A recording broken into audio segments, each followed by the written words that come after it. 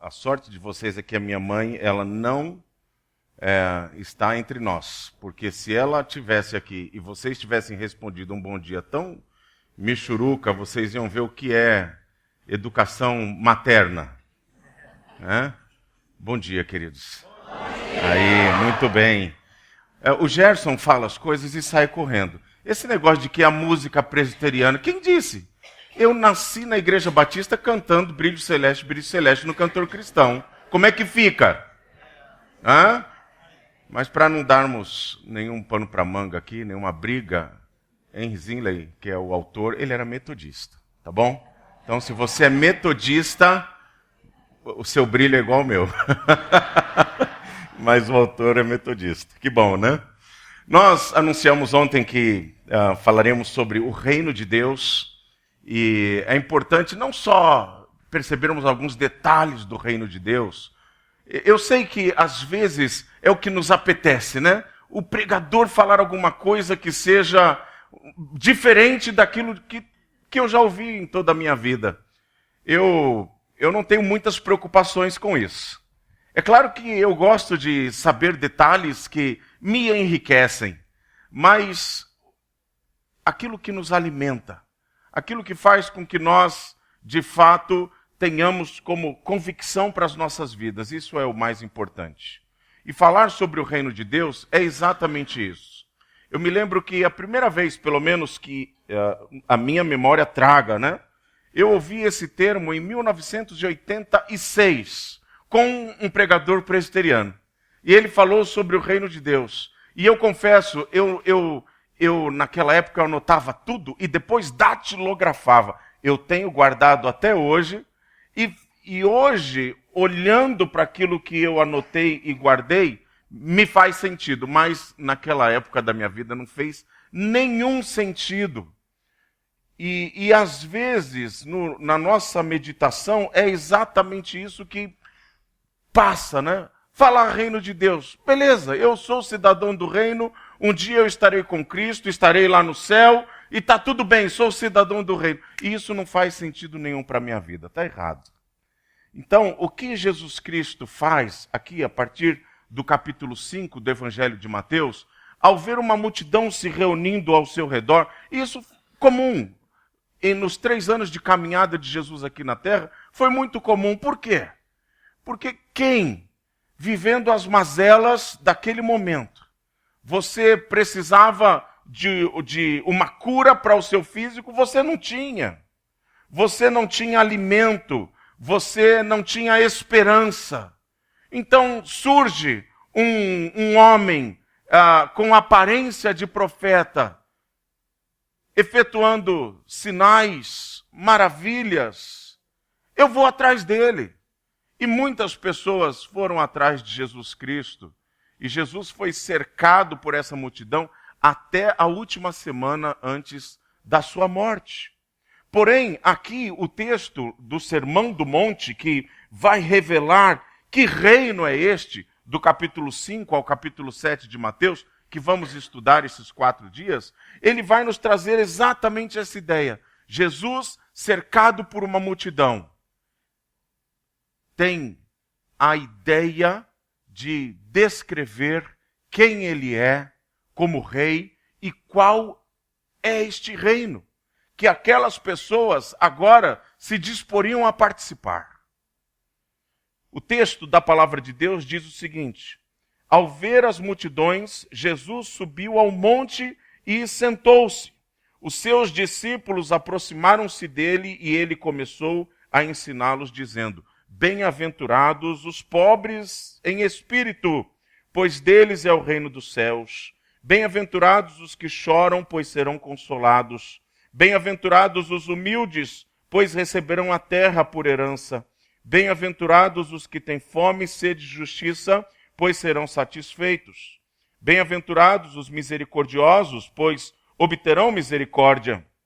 Bem-aventurados os puros de coração, pois verão a Deus.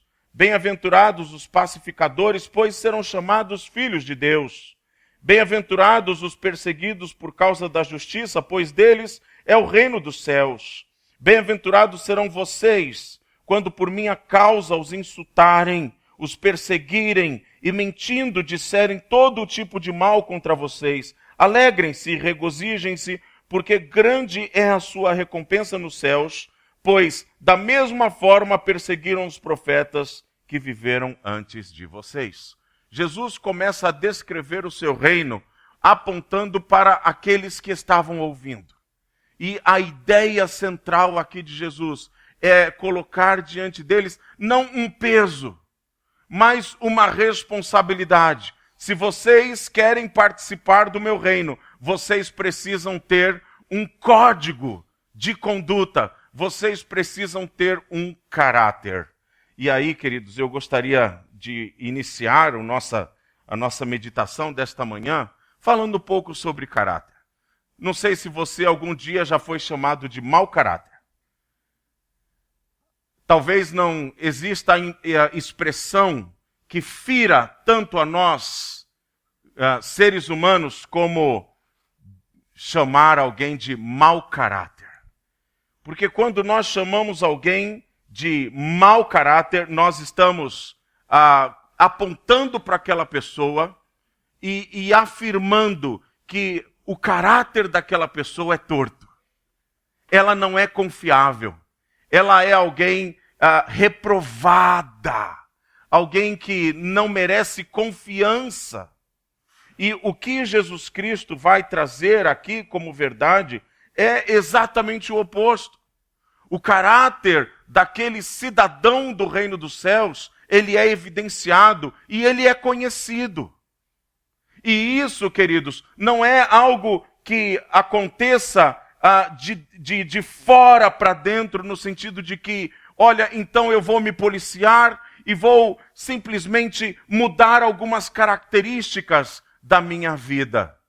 Porque quando esse tipo de reação acontece, convenhamos, as mudanças elas são temporais e elas são pequenas. Mas a proposta que Jesus Cristo nos traz é olhar para Ele e aprender dele e perceber nele como nós devemos ter uma vida diferente daquela vida que a humanidade daquele momento da história entendia como é assim que vocês devem viver. Então, o Evangelho, ele traz uma transformação em nossas vidas de tal forma que aquilo que nós tínhamos como padrão, como parâmetro, agora não faz mais sentido. Mas o cidadão do reino dos céus, não é que ele não se importa com isso, mas ele já não coloca o seu valor nessas coisas. Ele procura se assemelhar a Jesus Cristo. Ele procura obedecer a Jesus Cristo de tal forma que o seu caráter, naturalmente, de dentro para fora, experimente transformação. É sobre isso que fala o Sermão do Monte. Algumas pessoas, ao observarem aqui as bem-aventuranças, elas fazem um pouco de mistura. Como, por exemplo, o evangelho progressista. Então, bem-aventurados os pobres, os humildes, os que têm fome e sede de espírito, e levam muito para uma agenda que não está aqui neste momento, sendo o mote da palavra proferida por Jesus Cristo. É caráter mesmo. E é interessante observar aqui nas bem-aventuranças, né? Todas elas são picotadas. Você tem bem-aventurados ou felicíssimos, invejáveis. Seria um termo mais justo. Aqueles que, aí você tem a descrição do caráter e você tem na continuidade a herança que eles receberão algum dia. Algumas questões sobre esse caráter do crente. O verdadeiro crente, ele possui um caráter digno de ser chamado de bem-aventurado. De alguém invejável. As pessoas precisam olhar para nós e perceber isso. Eu não tenho as mesmas características que outras pessoas. Talvez eu não tenha a notoriedade que outras pessoas possuem. talvez eu não tenha este poder que outras pessoas possuem, mas o que eu possuo deve ser algo invejado por outras pessoas, invejado no bom sentido. Jesus Cristo, numa das suas parábolas, no Evangelho de Mateus, quando ele fala do reino dos céus, ele descreve como se forma o poder aqui na terra. E ele fala de domínio e de influência. E quando ele traça, né, um contraponto nos cidadãos do reino dos céus, ele fala em obediência e humildade. Percebem?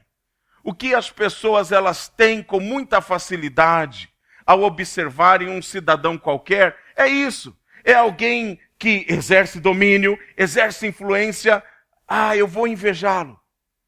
Mas o cidadão do reino dos céus, ele é invejado, ele é bem-aventurado, porque ele é diferente. O seu valor de vida é diferente. Agora, resta a ele viver em obediência a Deus e viver de forma humilde diante do Senhor. E aí então nós temos uma enxurrada de características ou de questões de caráter que nós precisamos trabalhar. O primeiro deles tá o slide aí já uns 2 ou 3 para frente. Bem-aventurado, pobre de espírito.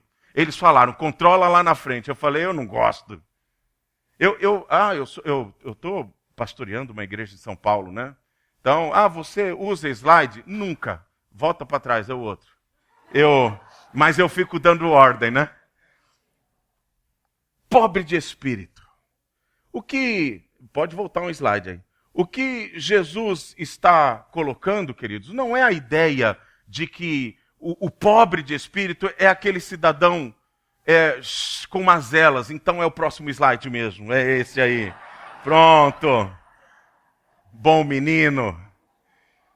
Mas é a ideia, né, do pobre no sentido de necessitado. Mas não é o necessitado físico, o carente de recursos. O necessitado aqui é o humilde. É aquele que se coloca diante do Senhor como fraco. É o seu reconhecimento diante de Deus da sua imperfeição, da sua pequenez, da sua fraqueza. Este é o pobre de espírito. O próprio apóstolo Paulo, ele vai descrever a sua pessoa lá em 2 Coríntios capítulo 12, no versículo 5, quando ele diz, desse tal me gloriarei, mas de mim mesmo eu não me gloriarei, senão nas minhas fraquezas. Vocês lembram a quantidade de diplomas que o apóstolo Paulo tinha na parede? Ele tinha todos os títulos possíveis. Mas em toda a sua carreira missionária, o que o apóstolo Paulo faz é reconhecer o seu estado de espírito pobre. Ele entende que diante do Senhor ele não é nada, ele é pó, ele precisa de Deus. E o que Jesus Cristo está descrevendo para aquela multidão é exatamente isso. Olha, em relação ao seu caráter, seja pobre. Seja pobre. Se torne dependente do Senhor. Não tenha uma ideia de autossuficiência. Não provoque em você algo que você não irá cumprir, porque você então defraudará a si mesmo. Diante dos maiores desafios, das maiores lutas da sua vida, se você não entender que você é um pobre, você vai cair do cavalo. E quantas vezes, queridos, nós não experimentamos as nossas adversidades e aí descobrimos o quão pobre nós somos e nos desesperamos por isso. Por quê? Porque nós não treinamos a nossa mente a isso. Nós não nos colocamos de forma submissa diante do Senhor. E agora nós experimentamos os nossos fracassos. Por quê? Porque nos descobrimos pobres. O que Jesus Cristo diz é exatamente isso. O caminho é a dependência do Senhor. Por isso, Salmo 23:1, o Senhor é meu pastor e nada me faltará. Ou então, o Salmo 62, do versículo 5 em diante, somente em Deus eu encontro paz e nele ponho a minha esperança. Somente Ele é a rocha que me salva. Ele é o meu protetor e eu não serei abalado. Confie no Senhor de todo o seu coração e não se apoie em seu próprio entendimento. Faze-me ouvir do teu amor leal pela manhã, pois em ti confio. Mostra-me o caminho que devo seguir, pois a ti elevo a minha alma. O meu corpo e o meu coração poderão fraquejar, mas Deus é a força do meu coração e a minha herança para sempre. Levanto os meus olhos para os montes e me pergunto, de onde me vem o socorro? O meu socorro vem do Senhor que fez os céus e a terra. É esta fraqueza, é esta pobreza que nós precisamos experimentar como cidadãos do reino dos céus. Bem-aventurados os que choram, pois serão consolados. Pastor, então eu sou uma bem-aventurada, eu também choro, mas não é chorar por qualquer coisa. Se você já estava aqui feliz porque você já tem uma parcela desse caráter de Deus, tranquilo, esqueça. Não é chorar porque você viu um filme que lhe fez chorar, ou então um cachorrinho que atravessou a rua sem dono, te fez chorar, é outro tipo. Eu choro por todas essas coisas, tá bom? Minha esposa, ela fica pegando no pé. Aliás, Marci é minha esposa. Marci, somos casados. Esse ano fazemos 28 anos de casamento. Nos conhecemos aqui, em 1991. Ela era hóspede e eu trabalhava. Olha que deu. Mas ela fala, porque assim, eu tenho piedade, eu gosto de cachorro. Né? Então eu converso com o meu cachorro. Quem não conversa? Tá bom. Mas o chorar aqui, queridos, tem uma outra ideia. É chorar de tristeza. Tristeza pelo seu pecado e pelo pecado do próximo. É essa a ideia. O que Jesus está apontando aqui como uma questão de caráter é você olhar para si mesmo. E olhar para os outros, não com um tom de julgamento, mas um tom de muita misericórdia e chorar por aquilo. É o que alguns chamam de pecados pessoais e pecados corporativos. Eu diria a você, qual foi a última vez que você olhou para um pecado cometido e entristeceu-se?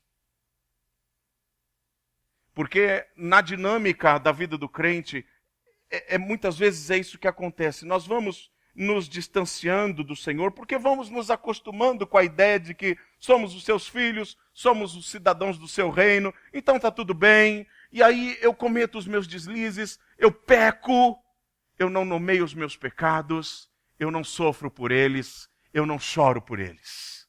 E eu não me arrependo de tê-los cometido.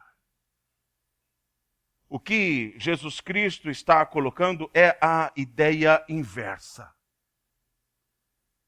De que você precisa sentir, e de que você precisa se arrepender, e que isso precisa te levar ao choro. Talvez não literal, mas ao sentimento de que alguma coisa está muito errado e precisa ser consertada. E não apenas em relação a você mesmo, mas em relação ao pecado dos outros. Por que não? Em toda a palavra de Deus nós temos a descrição de tantos pecados cometidos de forma coletiva. E a ideia de um arrependimento, da necessidade disso ser efetuado de maneira coletiva. Fico imaginando Moisés descendo do monte, depois de ter, não era só o cansaço físico, mas as suas emoções, com certeza, elas haviam passado por algumas ondulações ao encontrar Deus e receber dele as tábuas.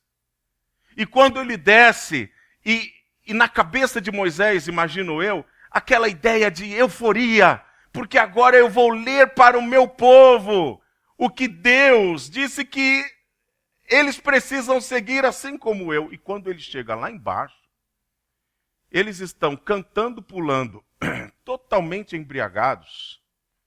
O embriagado eu não tenho certeza, mas eu imagino na minha cabeça que sim. Adorando um bezerro de ouro. Um bezerro de ouro. De onde eles tiraram isso? lá do Egito, de onde vieram. Eles fizeram uma réplica do que eles conheciam, e não era nem parte da sua religiosidade, era parte da religiosidade dos senhores que os tornaram escravos. A ideia de arrependimento ali é um choro coletivo. É um choro coletivo. Por quê? Porque aquilo que o meu irmão está fazendo de equivocado, isso me influencia de forma negativa. E eu preciso chorar por isso, com certeza. Bem-aventurados os humildes. E a ideia de praus, né? Esse termo humildade também é a ideia de mansidão. Quando o próprio Moisés foi, os irmãos de Moisés, né? Miriam e Arão ficaram muito irados lá no livro de Números, porque Moisés havia casado com uma mulher que não era do povo hebreu.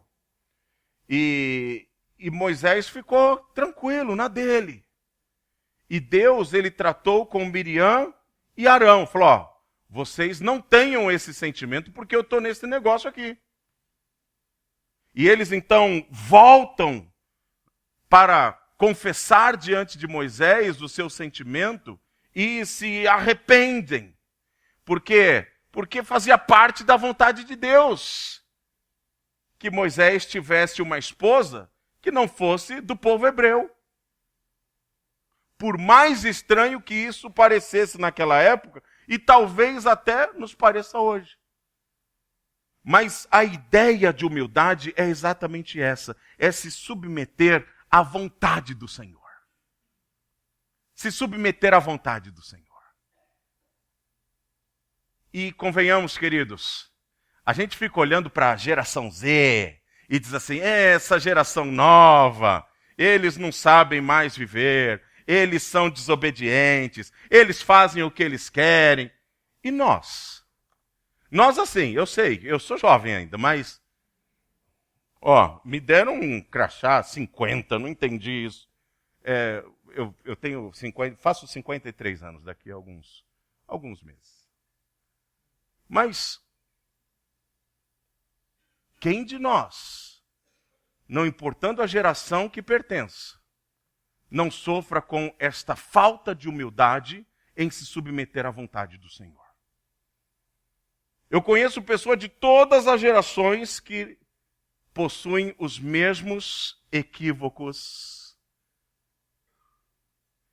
e precisam se submeter ao Senhor e aprenderem com mansidão a se submeterem à vontade de Deus. A gente não pode se descuidar. O pecado, ele está à porta de todos nós, não importa a idade.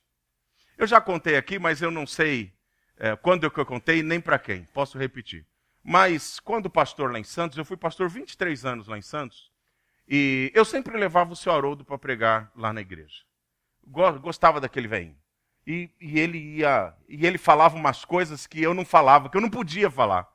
Uma vez ele até exortou uma senhora lá na igreja, e ela falou assim para ele falou assim, eu não gosto da maneira como você canta. Assim, na lata, pá! Né? E eu falei assim, puxa vida, falei para ela depois, e ela falou assim, ai pastor, eu vou refletir sobre o que o senhor falou. Aí eu falei assim, e se eu dissesse isso para você? Eu ia embora da igreja. Percebe, né? Então, respeito. Mas certa vez eu coloquei num hotel lá em Santos, em frente à praia e tal, e eu falei assim para o senhor Haroldo, falei, senhor Haroldo, coloquei o senhor nesse hotel para o senhor aproveitar, amanhã de manhã o senhor acorda cedo, vai caminhar na praia. Não. Eu falei, por que não? As mulheres, tentação. Eu falei, gente, um senhor de 90 anos. É por isso que nós precisamos ter humildade. Por quê? Porque o pecado, ele bate a porta de todo ser humano, independente da geração. Percebem? Então, sejamos mais humildes diante do Senhor, submissos à sua vontade. Bem-aventurados os que têm fome e sede de justiça, pois serão satisfeitos. O cidadão dos céus, ele tem um senso de justiça muito grande. E é interessante que aqui Jesus Cristo ele utiliza termos que expressam o desejo, né? Fome, sede. Fome eu não estou, gente. Eu fui abastecido hoje de manhã, né? Mas sede, essa é a terceira garrafa que eu bebo hoje. Eu bebo muita água, sempre bebi, né? Então os seus rins devem ser muito saudáveis. Eu já tive um câncer, mas o resto, enfim. Jesus Cristo, ele fala de questões básicas, de desejos básicos de um ser humano. O que ele torna a justiça como um desejo básico de todos nós. Mas que justiça é essa? Justiça de Deus, gente. Desarma. Não é aquilo que nós talvez intencionamos como justiça. Mas a justiça de Deus, ela é praticada na cruz de Cristo. A justiça de Deus, ela revela salvação em Cristo Jesus. A fome e a sede de justiça que eu e você precisamos ter dentro do reino dos céus é dessa justiça de Deus, que torna o indivíduo criminoso em filho de Deus. É isso que precisa encher os nossos corações em relação à minha própria vida e em relação à vida dos demais habitantes da terra. Às vezes eu olho, e não estou falando de política, gente, porque eu não sei se em algum momento da história o nosso país já viveu uma realidade assim, ai, que felicidade, não sei.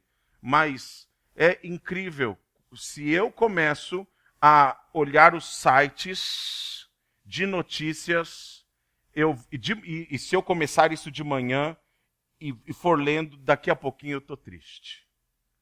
Porque parece-me que não tem nada que me traga qualquer esperança.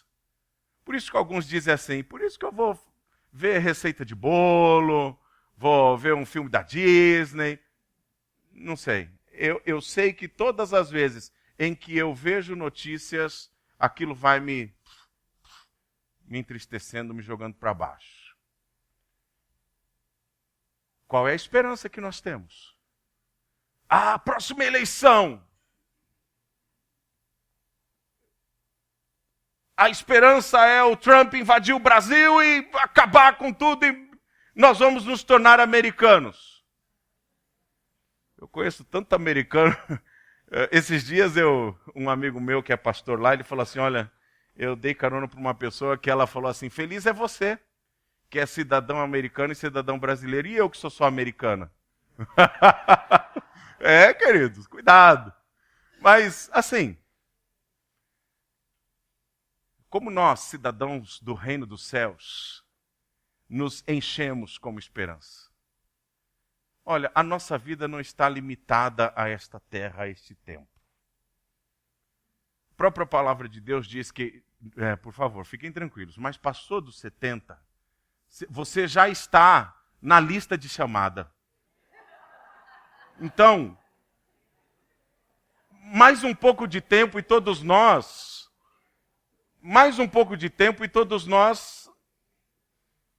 não estaremos mais aqui.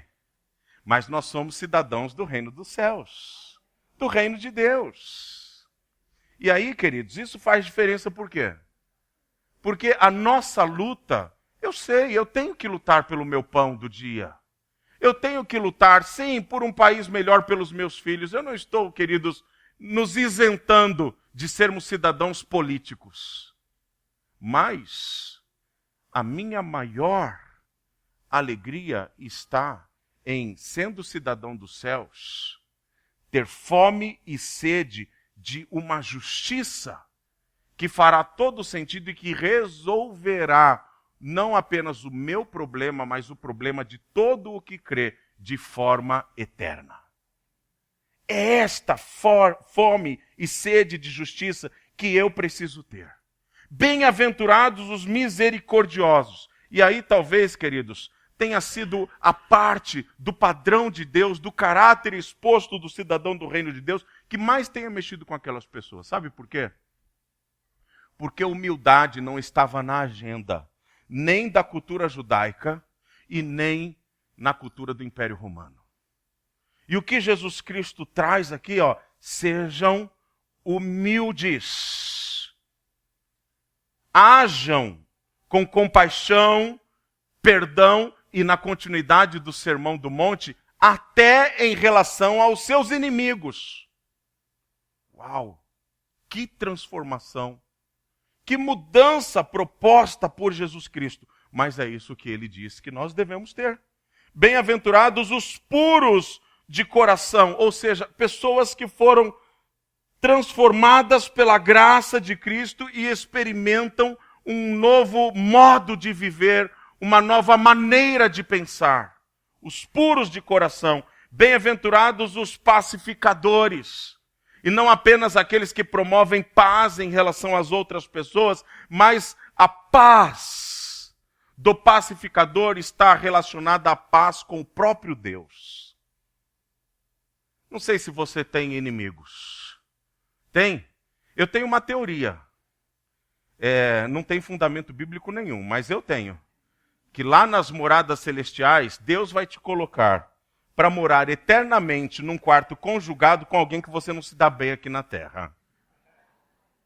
Eu estou lascado, gente. Eu tenho um que eu sei que vai estar comigo lá. Mas Deus me livre disso, né? Se bem que lá a gente está experimentando uma nova realidade.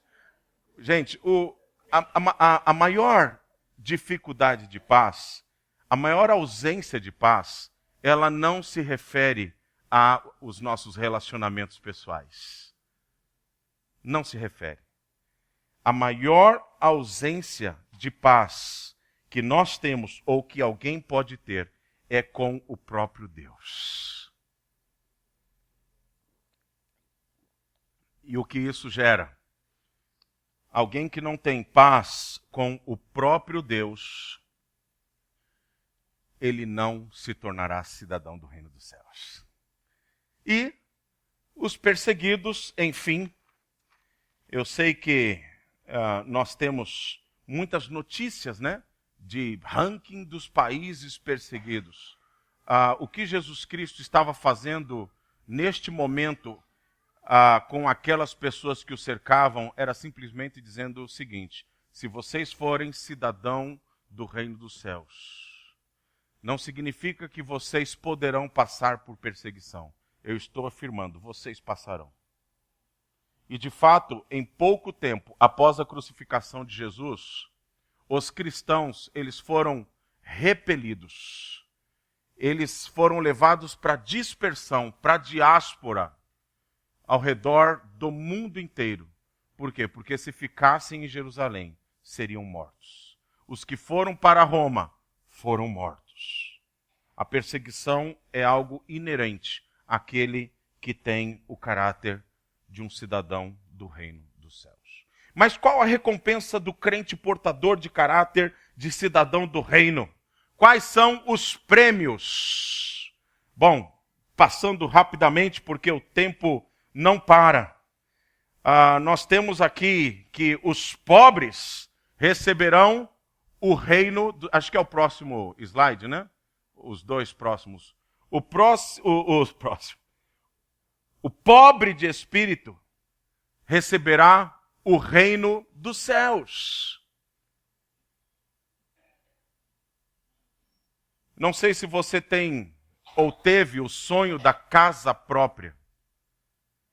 Eu e Marci tivemos, né? Tivemos um apartamento lá em Santos, e aí aumentou o número de filhos, precisamos de um apartamento maior, e aí nós sonhamos, junto com o Santander. Que sonho que não acaba nunca, né? Mas é legal você ter a sua casa, o seu apartamento, né? Mas, queridos, pensar na eternidade com Cristo como consequência é muito melhor. Nós não fazemos por merecer, nós não trabalhamos para isso, mas nós herdamos. Por quê? Porque simplesmente fomos obedientes. Os que choram serão consolados. Essa é a resposta de Deus ao pecado humano. Se você hoje chora pelos seus pecados e pelo pecado da humanidade, você será consolado pelo Senhor. Por quê? Você já experimentou confessar o seu pecado diante de Deus? Como que o seu espírito reage? Paz. Está tudo bem. Por quê? Porque eu fui consolado pelo Espírito Santo. Eu chorei por aquilo que eu fiz. E Deus agora, como resposta, Ele efetivou em meu coração a paz que excede todo o nosso entendimento. Bem-aventurados os humildes, porque eles receberão a terra por herança. Notem que Jesus Cristo ele estava falando ali, na maioria, a judeus, que lutaram desde que puseram o pé na terra prometida e até hoje por uma terra. Recebo a terra, sou conquistado, perco tudo. Né? Leia lá no Antigo Testamento os livros dos profetas pré-cativeiro. Né? Isaías, Jeremias, leia como eles narram o desespero do povo em perceber que estavam sendo invadidos. Leia o livro de Daniel e perceba a tristeza, a miséria que estava instalada no coração deles, porque estavam numa terra que não era sua. Leiam o livro de Esdras e percebam o choro, a tristeza, por receberem notícia de que a terra dos seus antepassados era um verdadeiro monturo. Não havia pedra sobre pedra. E agora eles estão ouvindo Jesus Cristo falar do seu reino e afirmando que, se forem humildes, receberão a terra por herança, de forma definitiva. Os que têm fome e sede de justiça serão satisfeitos. É uma satisfação plena. E a gente percebe isso lá no livro de Apocalipse, no capítulo 22, quando há a descrição do modus operandi da eternidade. A justiça de Deus, ela proporciona a perfeição. Aquilo que hoje foge do esquadro, aquilo que nos traz hoje desespero, aquilo que nos traz hoje tristeza, não existe mais. Por quê? Porque nós fomos saciados pela justiça de Deus. Os puros de coração verão a Deus. E a ideia aqui, queridos, é que os puros de coração, eles conseguem, mesmo neste mundo, perceber a presença de Deus.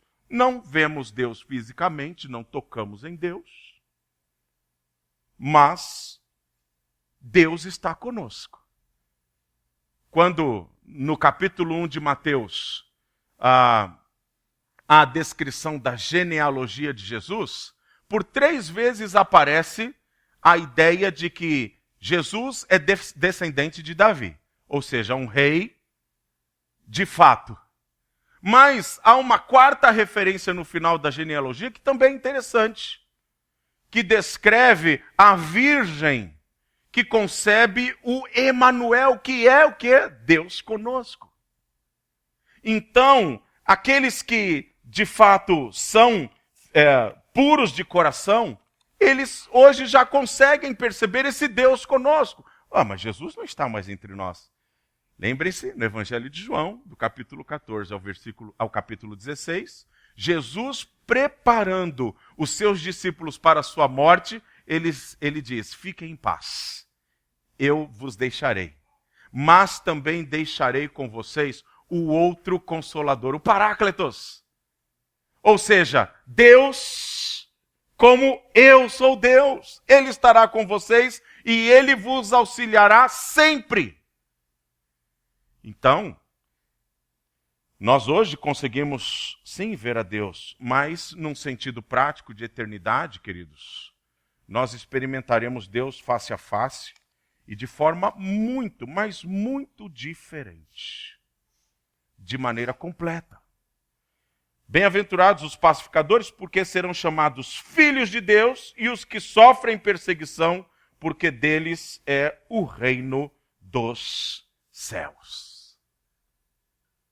Ou seja, aquilo que nós receberemos como herança um dia, não que, agora eu vou, tá vendo, eu vou andar com a minha BMW no céu e vou buzinar lá, eu sou filho de Deus. Todo mundo vai ser. Quem estiver no céu é filho de Deus. Você não vai se ufanar disso. Mas você vai usufruir daquilo que o nosso Senhor Jesus Cristo está nos prometendo. Mas enquanto este reino, que já foi inaugurado em Cristo Jesus, né? A ideia do reino é um já e um ainda não. Porque ele já foi inaugurado, o rei já veio. Eu sei que nós temos algumas teologias que diferem um pouco. Não quero entrar no mérito da questão. Mas um dia este reino se tornará concreto para todos, de forma visível. E depois para a eternidade. Mas enquanto nós vivemos este hiato de um reino iniciado, mas não totalmente realizado, como nós, cidadãos dos céus, vivemos aqui na terra. Aí, queridos, a partir do versículo 13, e aí existe um outro slide aí, dando uma dica ao pessoal lá de trás. A palavra de Deus diz, vocês são o sal da terra. Não é essa que volta. Mas se o sal perder o seu sabor, como restaurá-lo? Não servirá para nada, exceto para ser jogado fora e pisado pelos homens. Vocês são a luz do mundo e não se pode esconder uma cidade construída sobre um monte. Ninguém acende uma lâmpada e a coloca debaixo de uma vasilha. Ao contrário, coloca-a no lugar apropriado e assim ilumina todos os que estão na casa. Da mesma forma, brilha a luz de vocês diante dos homens para que vejam as suas boas obras e glorifiquem a seu Pai que está nos céus. Sobre o sal, todos nós já... eu estou craque em sal. Eu sei que o sal servia como fertilizante, o sal serve como tempero, o sal ele dá sabor, tudo isso eu sei. De fato. É isso que o texto está dizendo. Não tem segredo. Sim. Assim como hoje, por exemplo, em países onde neva, nas estradas jogam sal para ajudar a derreter a neve e virar aquela porcaria toda, né? O pessoal que mora na neve diz assim, vocês acham bonito porque vocês não moram aqui. Porque depois que passa 3 dias a beleza sai dos olhos, né? Mas enfim, eu estou nesse calor. Lá na Palestina também se jogava sal na estrada. Não era para neve. Mas era por causa de manter o caminho limpo. Só isso. Porque senão a vegetação das picadas construídas pelo homem, ela voltava muito rapidamente. Então eles misturavam o sal a algum outro tipo de componente para que de fato matasse até a vegetação e ali eles pudessem caminhar. O que Jesus Cristo está dizendo é que esse tipo de sal, ele não serve para salgar, ele não serve para dar sabor. E se o sal perde o seu sabor, ele não vale de nada. E aí, queridos, nós precisamos lembrar que Jesus Cristo acabou de falar do caráter daquele que é cidadão do reino dos céus. O que uma coisa tem a ver com a outra? Olha, é o seguinte... Por que Deus subiu na cruz, orou ao Pai dizendo, Pai, não impute a eles isso aqui. Pai, nas tuas mãos eu entrego o meu espírito. E morreu. E foi sepultado e ao 3º dia ressuscitou. Se Jesus fez tudo isso, que serventia existe. Eu reconhecer esse sacrifício de Cristo na minha vida e não experimentar nada. Transformação. fico vendo pessoas fantasiadas aí de Flamengo, Botafogo, Corinthians. Eu sou santista. Sou santista. Um mês atrás, Neymar chegou, aquela bandana 100% Jesus.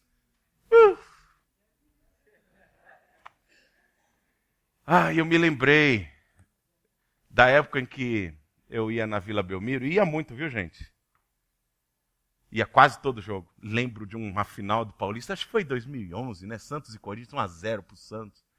Desculpa falar nessas coisas. Mas assim, e aí na porta eles deram a bandana 100% Jesus para todo mundo. Eu falei, eu não vou pôr isso. Sabe por que eu não vou pôr? Porque eu me julgo 100% Jesus, mas eu duvido que as 197 mil pessoas que cabem na Vila Belmiro, que estavam com a bandana 100% Jesus, de fato, viviam aquilo. Qual é o grande problema aqui, queridos? É que o evangelho, puro e simples, ele é transformador. Ele nos arrebata daquele mundo pecaminoso, das trevas do maligno, e nos traz para a maravilhosa luz. É algo natural e sintomático. Porque a partir do momento em que eu me torno nova criatura, queridos, a luz de Cristo brilha em mim. O sal que existe em mim, ele salga o mundo. Ele salga o mundo. Então, esses valores que nós vimos na palavra de Deus hoje, eles são valores que entram em choque com o mundo.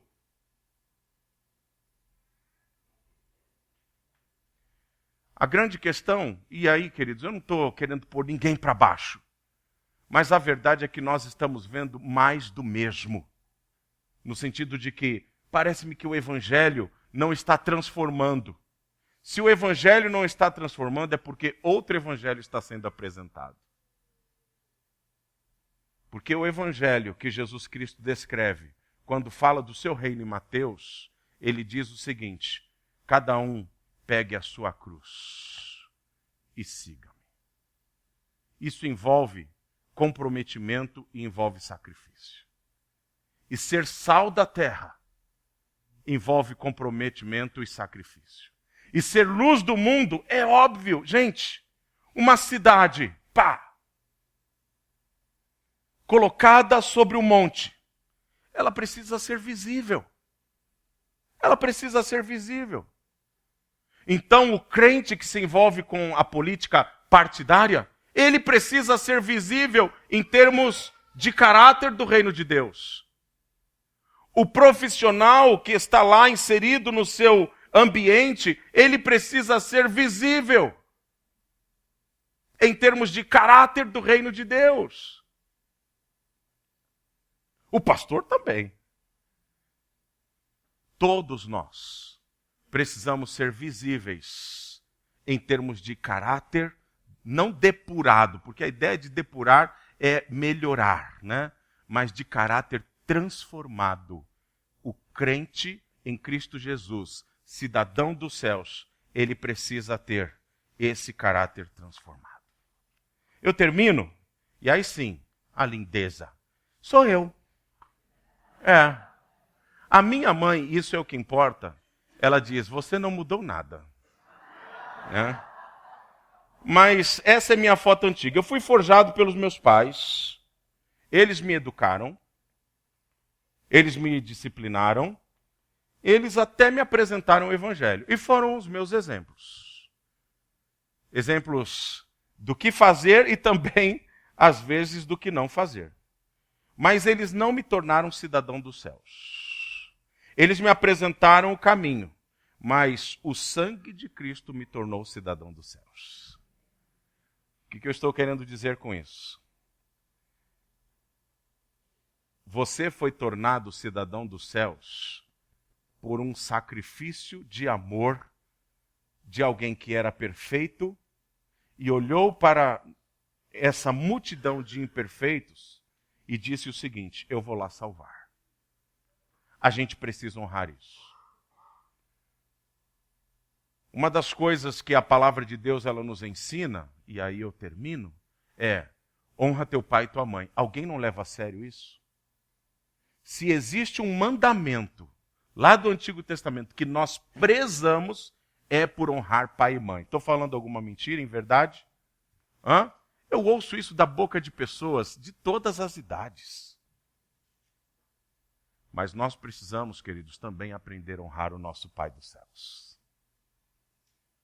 O que ele fez por nós não foi um trabalho fácil e não foi algo que não lhe tenha custado. Custou a morte. A nossa resposta precisa ser caráter. Caráter de um cidadão do reino dos céus. Que Deus nos abençoe. Eterno Deus, nós damos graças ao Senhor pela bondade que veio dos céus e nos atingiu.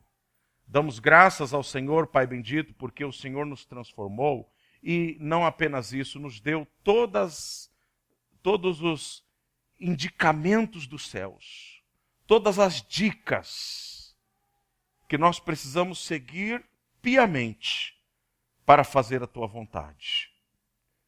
Que o teu Espírito Santo continue nos fortalecendo e nos alertando em todo momento para que aquilo que de fato necessitamos ser e fazer seja a nossa agenda de prioridade, em nome de Jesus Cristo. Amém. Deus abençoe vocês.